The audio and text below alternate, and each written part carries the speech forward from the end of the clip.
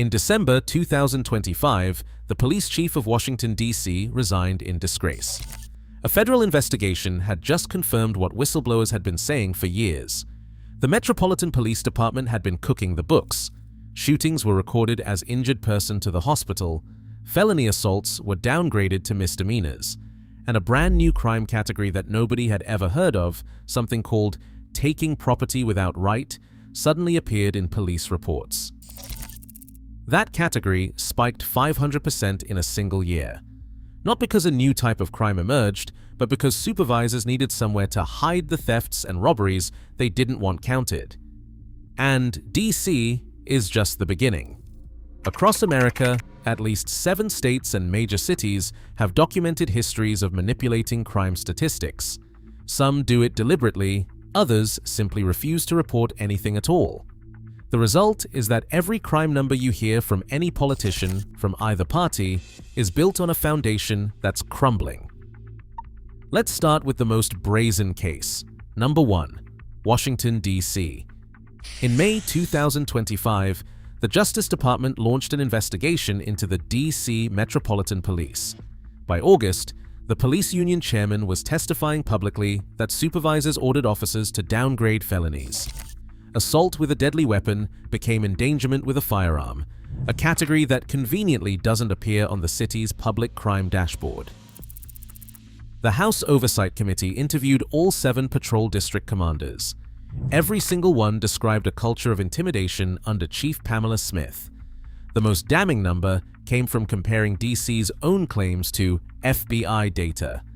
The city announced a 28% drop in violent crime for 2024.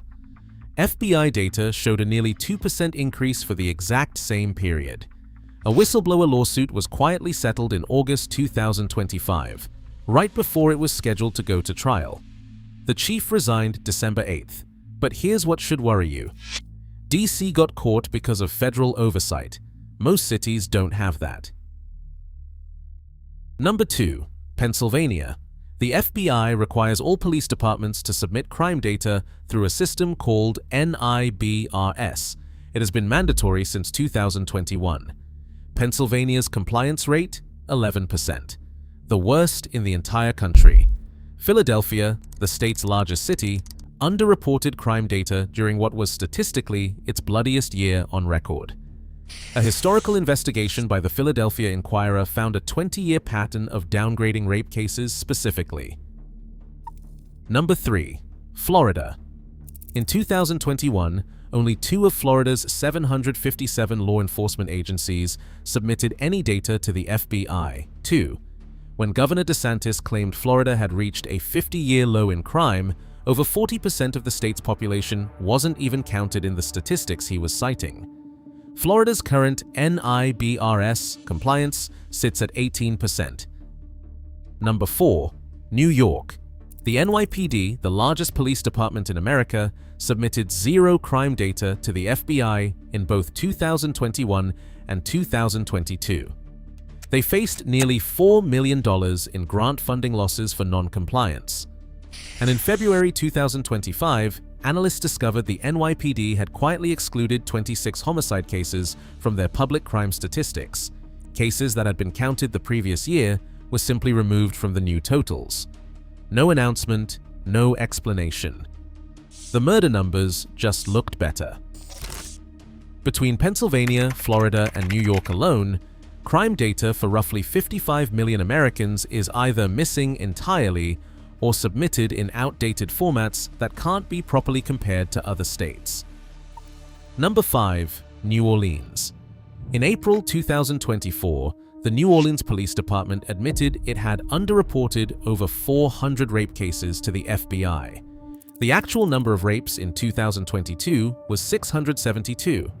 They reported 442. The gap wasn't discovered by internal oversight. A civil rights attorney found it. The fallout hit victims directly.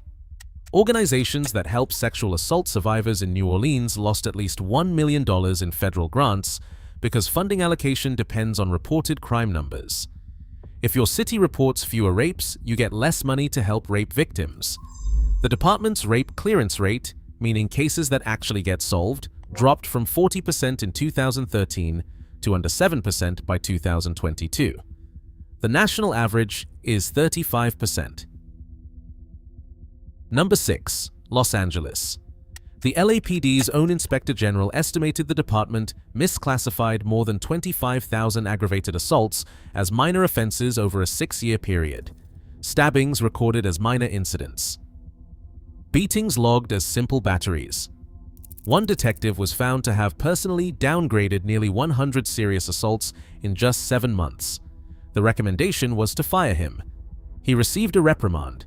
California as a whole had a 2% FBI reporting rate in 2021, the worst in the nation.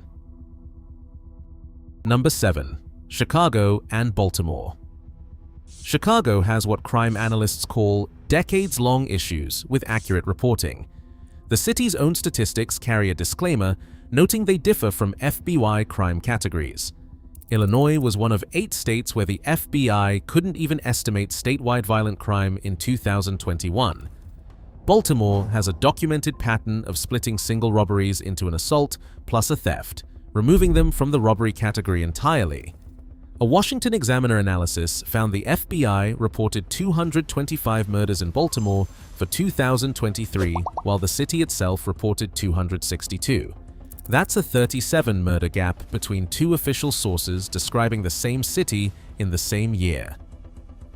Now here's the part that should really concern you. All of these manipulated numbers, they only account for crimes that were reported to police in the first place.